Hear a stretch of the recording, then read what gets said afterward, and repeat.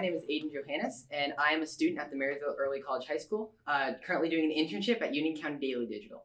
I'm here today with Sue Devine and Amy Powers, who are running for re-election on the school board. Would you care to introduce yourselves? Sure, I'm Sue Devine. It's nice to meet you, Aiden. Nice to meet you. And I'm Amy Powers. Nice to meet you as well. Nice to meet you. So why don't you start off by telling me a little bit about yourselves? Did you grow up in Marysville? Do you have family here? Sure. I actually grew up in Bowling Green and went to BGSU, where I met my husband. We got married in 1984, so we've been married now for 35 years. We have 3 children, and we moved back to Marysville in 1994 when our oldest was just in kindergarten. So all 3 of our kids went through Marysville schools, graduated from here, and we're lucky enough that one of our kids stayed in Marysville, and we now have a 14-month-old grandson. And my background, I went into finance and international business at BGSU, and in Marysville, I've worked for the Union County Foundation. I just retired this past May, but I was there for about 17 years as the Director of Finance and Development. Also worked with the scholarship program there, so I've had a lot of connections with the schools, and I love numbers too. Awesome. And I've been here a little over 43 years. My husband and I moved here from Columbus, Ohio. We raised 3 sons here in Marysville. They all went to Marysville schools. And then they got married, all returned back to Marysville, and we have 11 grandchildren now who reside in Marysville, except 4 that are gone to college now, and we have 7 more in the schools here. I currently am the intensive supervision officer for the Union County Drug Court. Well, that's awesome to hear you guys have so much passion and family here in Marysville, and you're monarchs through and through. Mm-hmm. So you guys are currently running for re-election for the Board of Education. What made you decide to do this? Why do you want to run again? Sure. Well, I think it really started about 8 years ago when both of us were approached to go and learn about the school board to see if maybe we would be interested in running. And so 8 years ago, we both said, I think I'd like to run for school board. And really, our youngest was a senior in high school at that time, and I'd always been involved with the schools, so I felt like running for school board would be a good way to stay connected with the schools. So we were lucky enough to get elected 8 years ago and then re-elected 4 years ago, and we just really enjoy what we're doing. We're passionate about supporting our schools and trying to make sure that you guys have as many opportunities as possible. And this is a great example of some of the new programs that have come into our school district. So we just feel like we've got a good team and we want to keep it together. And what a great way. There's no better way than to give back to your community. The community gave my children and my grandchildren so much that I feel this is one way that I can give back. And I love working with the schools and the kids. Yeah, and I really appreciate all that you do for our schools and everything as well. So thank you very much for that.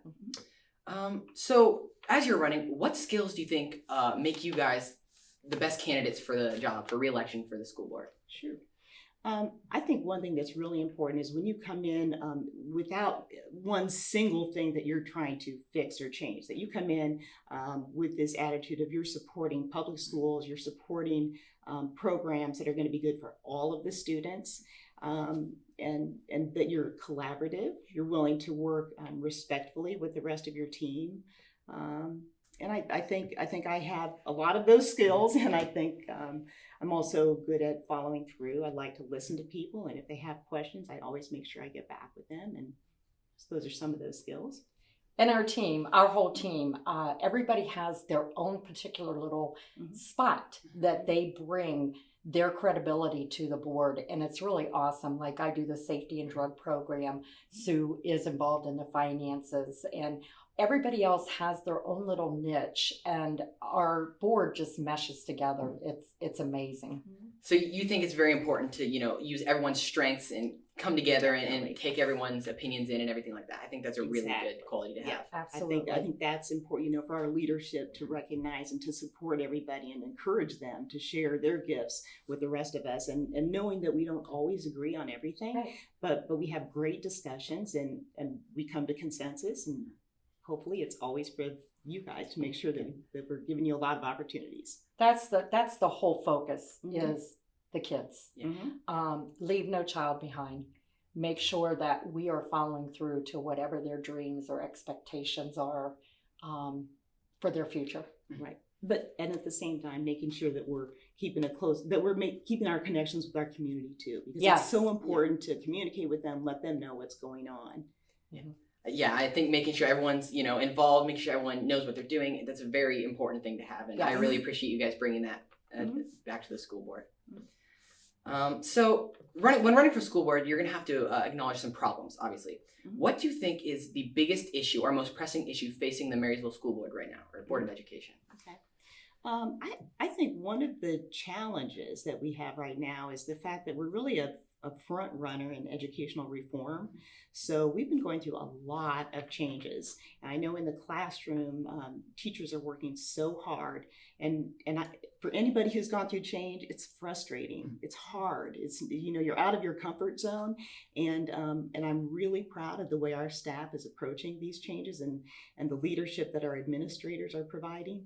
But it is challenging. And I know that there are times where, you just want to quit.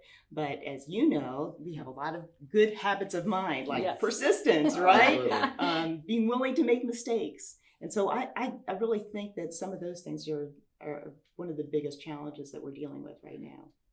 And I believe growth is huge, that we need to stay above that. Watch, the growth that we have coming in, making sure that we're on that curve to know that continual growth means that we are going to have to be ahead of the curve to make sure that all the kids coming into the community are taken care of. Sure. And I've been at the STEM school just 3 years, but already I've seen a lot of change that's happened, but it usually is for the better. So I think that's something that we all need to be, looking at and seeing the bigger picture of everything like that. Right. And I think like the social emotional issues and drugs, that's always going to be a challenge too for every single district. And I'm proud. I know we brought in a new program this year, the SOS, the Signs of Suicide. And so we're really trying to focus on supporting kids, academic needs, social needs, emotional needs, the whole child. And in the drug arena, we have brought in Above the Influence, that kids can mentor other kids. And be there, the older kids to come down and to mentor the younger kids. Yeah, and I think that's really good because, adults aren't always going to have those strong connections with kids, but when you can bring other students, maybe people that they know more, it's going to really be that impact and make a difference for them, I think. So that's really awesome what you're doing. And thank you. So what issues would you say you think are important to your constituents? What would you say that those are the biggest issues there? I think taxes are always important to constituents. Yeah, absolutely. And that's another thing that we're really proud of because we have not asked for new money since 2008. That is huge. We attend a lot of school board events, seminars, workshops, things like that. And the majority of districts are usually on the ballot about every 5 years because that's how long the levy lasts.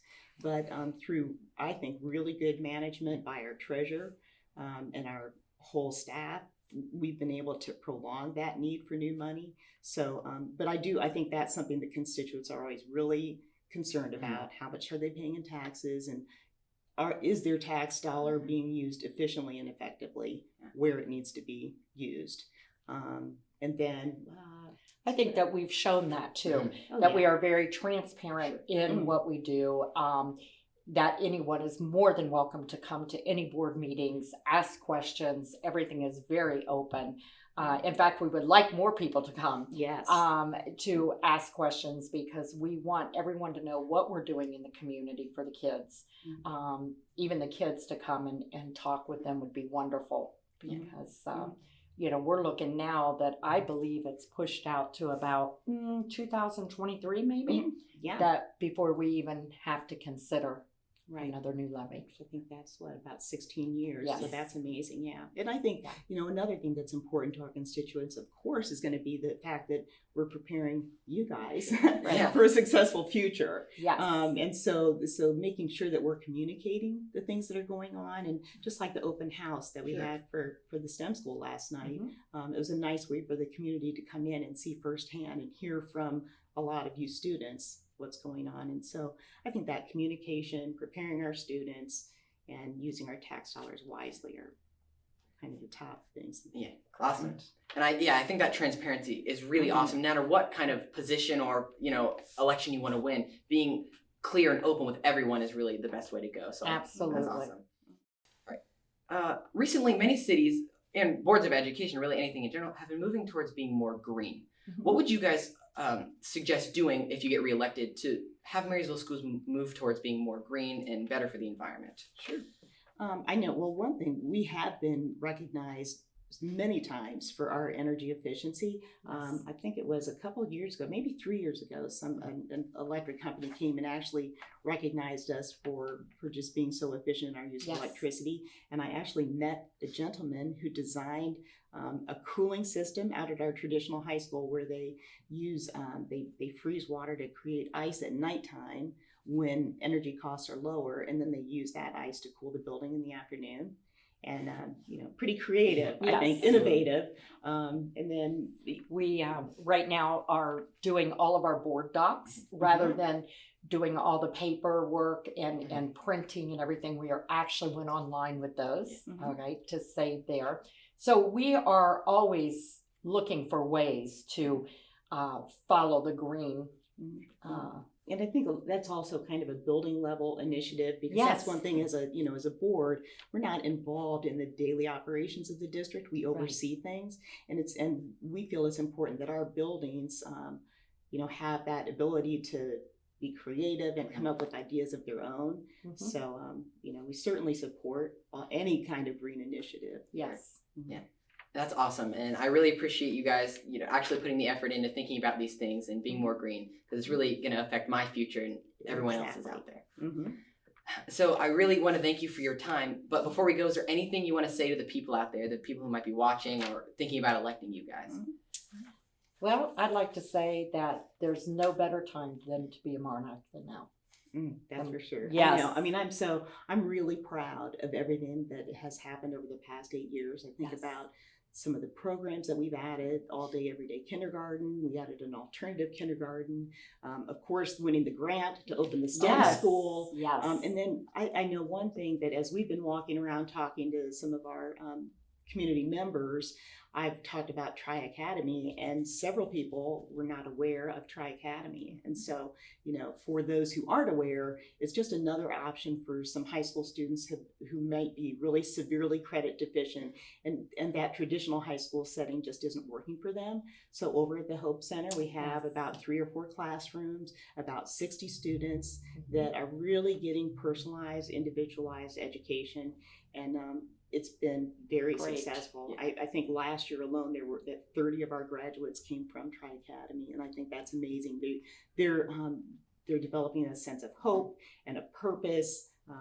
Some of them are considering going to college now, and they had never thought about that before. So, and it really kind of ties in with our whole district's focus on that personalized Yes. learning and mastery learning. So we're becoming a destination school district. Mm-hmm. We really are. People talk about Marysville all the time. In Washington, they're looking at us. Everybody is looking at us. And now, too, with our new stadium, I heard reports that people were just driving here to see our stadium. So that adds to that. Right. Yeah. And the stadium built without taxpayer dollars. That's right. Without having to ask for any additional taxpayer dollars. Correct. So, it's exciting. Yes. Seriously, thank you for everything you're doing for us and everything you plan to do. So I really hope to see you guys again in the future doing awesome and great things for our school district. Thank you, Aiden. Thank you very much. Thank you.